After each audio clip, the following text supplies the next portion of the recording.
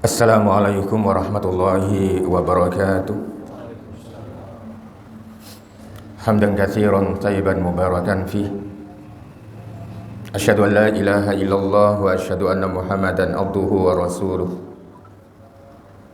Allahumma shalli ala Muhammad wa ala alihi wa sahbihi ajma'in.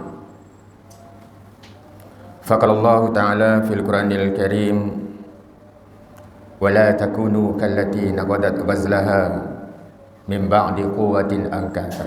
Sadaqallahul azim. Bapak-bapak jamaah salat subuh rahimakumullah. Dengan tidak henti-hentinya kita bersyukur kepada Allah, karena tidak henti-hentinya pula Allah memberikan nikmat kepada kita, sehingga kita dibangunkan kembali, yang berarti kesempatan yang telah Allah berikan kepada manusia dengan kasih sayangnya, sehingga di dalam tuntunan Rasul sallallahu alaihi wasallam kita disuruh berdoa sebelum tidur, karena tidur itu sesungguhnya adalah mati. Kada ingat apa-apa, jar orang Banjar. Karena ada orang yang tidur selajur. Oleh karenanya, setelah kita bangun tidur, Rasul memberikan tuntunan untuk berdoa kepada Allah Subhanahu wa ta'ala dan bersyukur kepada Allah. Dan Rasul memberikan tuntunan juga, ketika kita bangun dari tidur, jangan kita langsung menjamah makanan. Karena dalam kesehatan itu, setelah dikaji apa disampaikan oleh Rasul sallallahu alaihi wasallam, karena kata Rasul sallallahu alaihi wasallam, ketika tidur kita tidak ingat ke arah mana tangan ini bergerak. Boleh jadi tangan ini menggaruk ke areal-areal tertentu yang menyebabkan terjangkitnya sesuatu yang kotor, yang mengakibatkan kepada kondisi tubuh manusia, yaitu sakit. Nah, itulah yang disebutkan bagaimana indahnya di dalam Islam, tidak hanya dalam masalah-masalah ritual saja, ibadah saja, akan tapi kesehatan itu juga diperhatikan oleh Rasul sallallahu alaihi wasallam, sehingga Allah Subhanahu wa taala berfirman di dalam Al-Qur'an, ya ayyuhan nasu kulu min thayyibati ma razaqnakum kulu washrabu, gitu. Hendaklah kita makan halalan thayyibah. Adalah kita makan makanan yang halal, tidak hanya sekedar halal, akan tapi thayyib, akan tetapi yang bagus. Tidak hanya sekedar di dalam Islam itu, makanan itu tidak hanya sekedar halal, akan tetapi adalah thayyib. Ada orang yang menderita hipertensi, gitu. Ada seseorang yang menderita hipertensi, ada orang yang menderita diabetes, dan lain sebagainya. Maka tidak baik ketika seseorang itu setelah dikaji dalam kesehatan itu, makanan yang mengandung garam dan diabetes, maka kita harus mengurangi gula. Artinya apa? Allah memberikan contoh di dalam Al-Quran itu halalan thayyibah. Hendaklah makan itu sesuatu yang halal dan thayyib. Dan yang kedua, kata Allah Subhanahu wa ta'ala, hani'am mari'ah.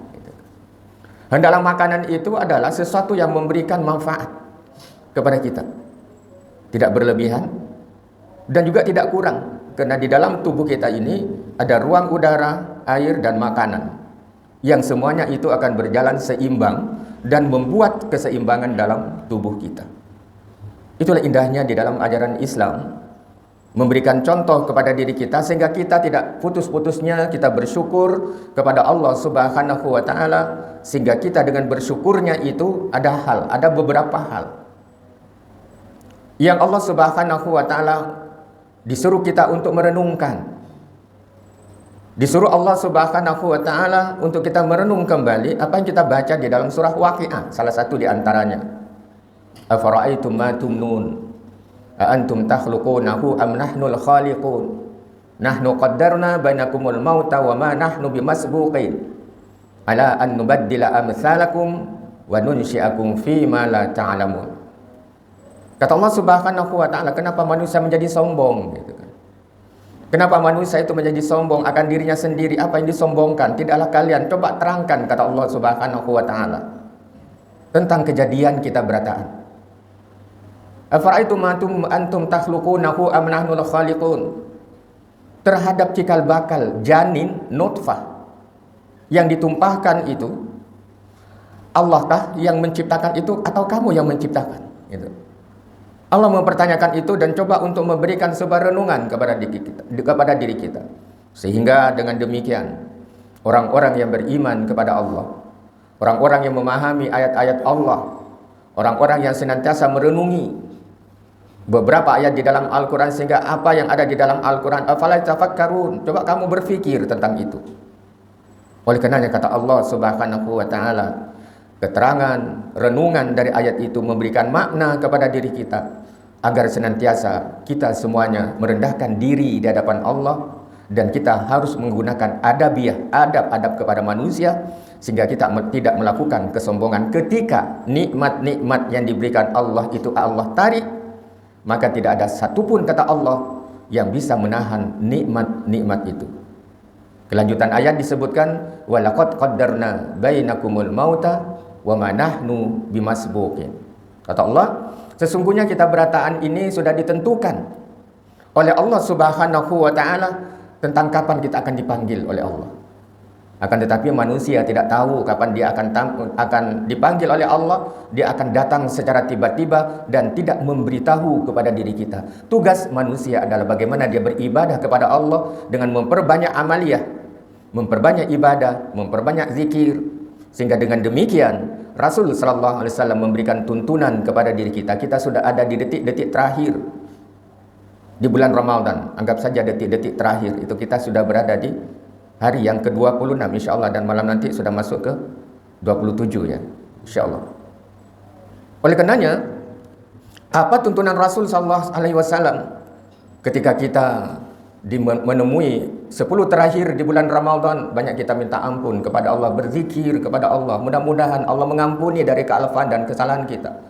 Allahumma innaka afuwwun karim tuhibbul afwa fa'fu anna. Bagaimana kita disuruh oleh Rasul sallallahu alaihi wasallam dengan tuntunan yang demikian? Perbanyak kita membaca doa itu sehingga Allah mengampuni. Kalau Allah mengampuni, kita akan menjadi seorang yang fitrah, menjadi orang-orang yang suci. Itulah disebut dengan Idul Fitr. Oleh karenanya kata Allah, kembali kepada ayat tadi, walaqad qaddarna bainakumul mauta wa ma nahnu bimasbuqin. Sehingga kata Allah Subhanahu wa taala, ketentuan Allah itu tidak ada yang bisa menolaknya. Dan ketentuan Allah itu tidak ada yang bisa menahannya. Dan ketentuan Allah itu tidak ada yang bisa membantahnya. Karena tidak ada diberitahu terlebih dahulu. Sehingga dengan demikian kita bisa melihat kejadian-kejadian yang ada di sekeliling kita. Ada orang yang menunggu keluarganya yang sakit di rumah sakit, akan tetapi yang ditungguinya masih segar bugar, dan yang menunggu meninggal dahulu. Nah, itulah disebutkan bagaimana al-maut itu menemui seseorang itu dalam kondisi apapun, dia tidak akan memberitahu kepadanya. Karena itu adalah rahasia Allah Subhanahu wa taala. Wa ma tadri nafsum madza taksibu ghadan wa ma tadri bi ayyi ardin tamut. Kata Allah Subhanahu wa taala, manusia tidak akan pernah tahu apa yang akan terjadi hari esoknya. Nah, kayak apa kalau orang yang meramal? Nah, kayak apa orang yang biasa meramal kehidupan seseorang, oh besok akan jadi demikian. Ini tentunya hal semacam itu adalah menyalahi dari ketentuan Allah, karena Allah katakan wa ma tadri nasum bi ayyi ardin tamut. Dan kedua kata Allah Subhanahu wa taala, manusia itu tidak akan tahu di bumi mana dia akan meninggal. Boleh jadi orang Jakarta meninggalnya di Banjarmasin. Boleh jadi orang Banjarmasin meninggal di Surabaya dan lain sebagainya. Itulah yang disebutkan oleh Allah Subhanahu wa taala, wa ma tadri nafsum bi ayyi ardin tamut. Tidak ada manusia yang tahu di bumi mana dia akan meninggal. Yang kedua kata Allah Subhanahu wa taala di dalam Al-Qur'an. Di dalam Al-Qur'an disebutkan, afara'aitum ma tahrusun antum tazra'unahu am nahnu zari'un. Lau nasya'u laja'alnahu hutama fadadum tafakahu innalamuramun. Dalam firman Allah Subhanahu wa taala itu menjelaskan tentang kondisi kita, tubuh kita. Di mana tubuh kita kata Allah Subhanahu wa taala tidak akan bisa hidup. kecuali dengan dia memakan makanan yang baik lalu kita sehat. Maka disebutkan halalan thayyiba hani'an mari'ah.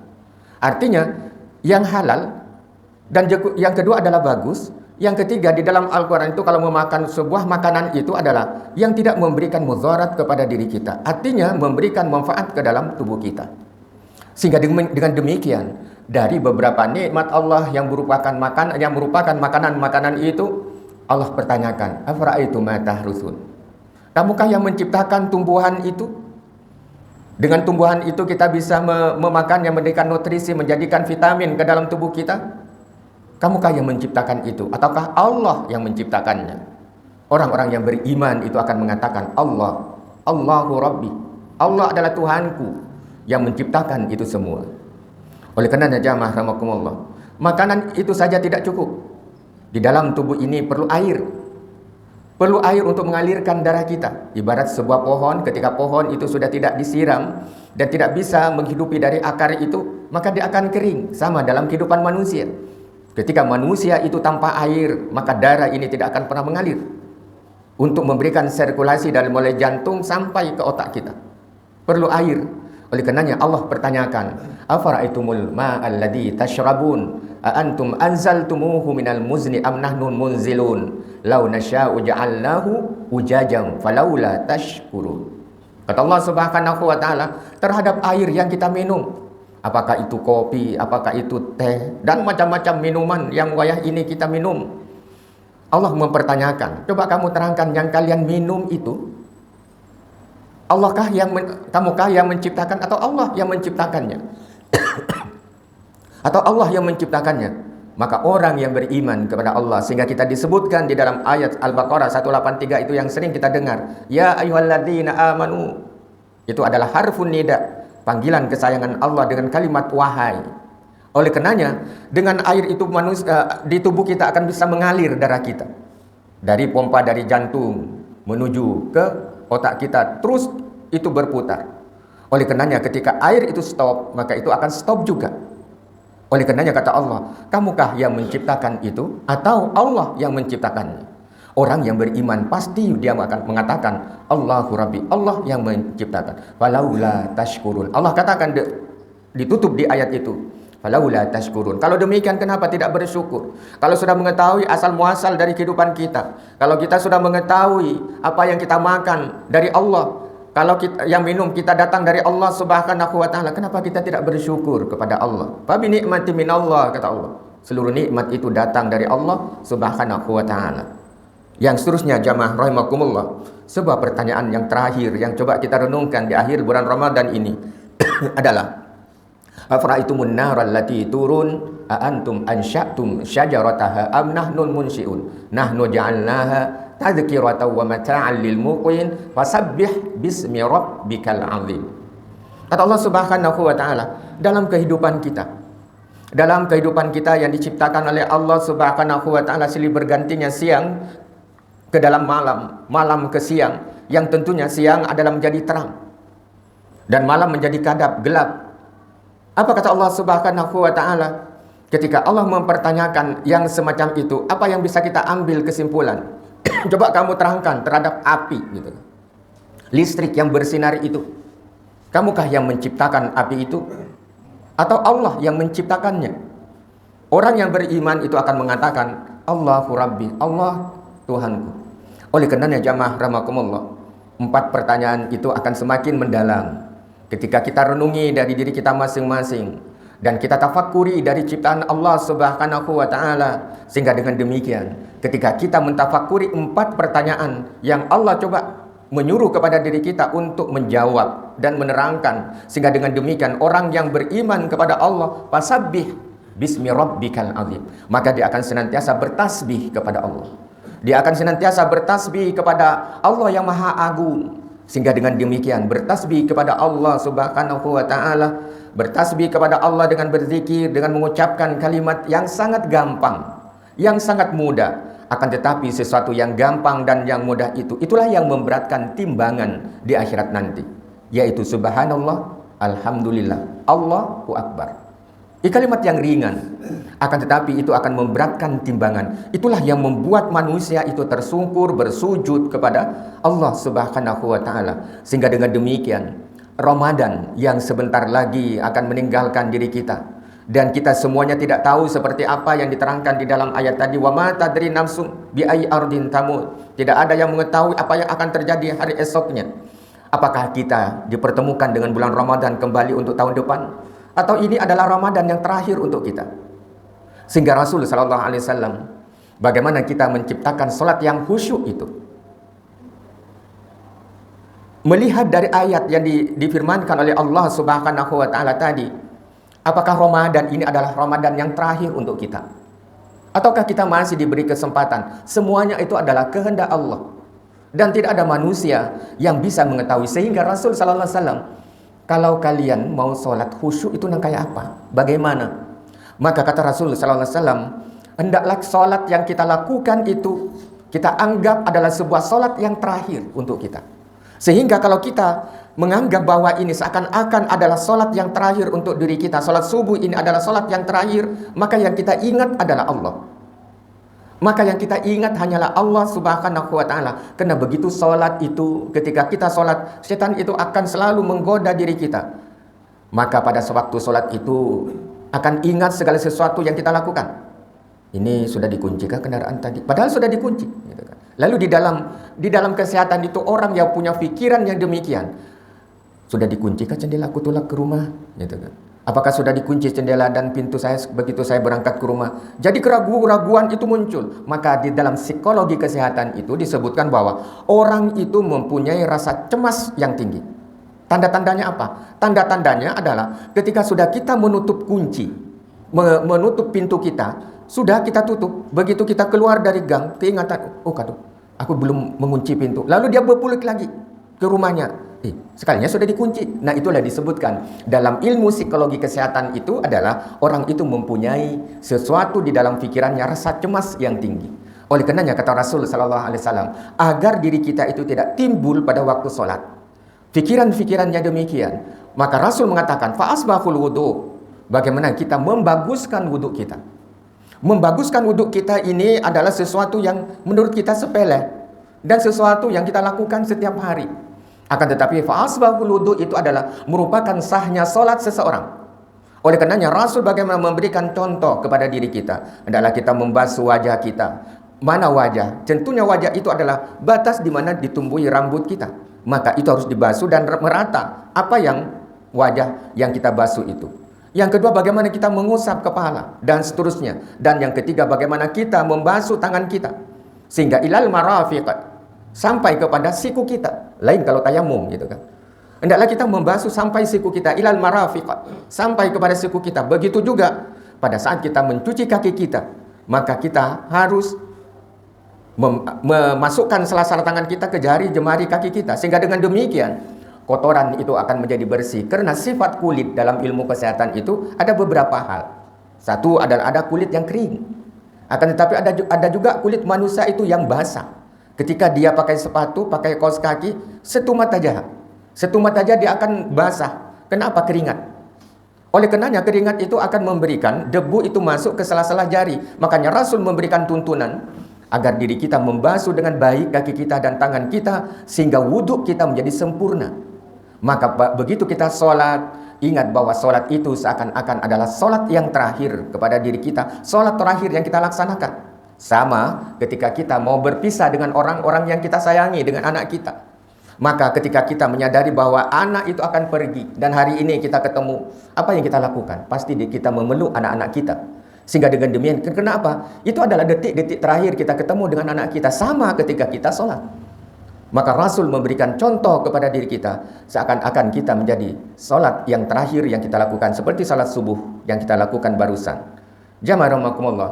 Oleh karenanya Ramadan memberikan sesuatu yang sangat berarti untuk diri kita. Sehingga dengan demikian dari hari ke hari keimanan tambah kuat, keimanan kita tambah kuat dan senantiasa konsisten di dalam menjalankan perintah Allah Subhanahu wa taala, sehingga apa yang kita jalankan di bulan Ramadan tidak hanya di bulan Ramadan. Akan tetapi bagaimana kita menjalankan pada bulan-bulan berikutnya. Apa yang telah kita bina, apa yang telah kita lakukan di bulan Ramadan itu, kata Allah Subhanahu wa taala, wala takunu, seperti yang ayat yang ulun bacakan pada mukaddimah tadi, wala takunu kallati naghadat ghazlaha mim ba'di quwwatin ankasa. Jangan kamu seperti, kata Allah Subhanahu wa taala, layaknya seorang perempuan. Yang seorang perempuan itu mempunyai profesi menenun. Dan pada saat dia menenun dengan baik dari tumatan pagi, dari mulai pagi, benang itu ditenun menjadi selembar kain, lalu diberikan variasi, bagus sudah dijadikan taplak meja. Pada sore harinya dia sudah bagus, lalu sudah jadi dalam bentuk selembar kain yang bisa dijadikan taplak meja dan lain sebagainya. Bisa dijadikan kerudung dan lain sebagainya, bisa dijadikan tapih.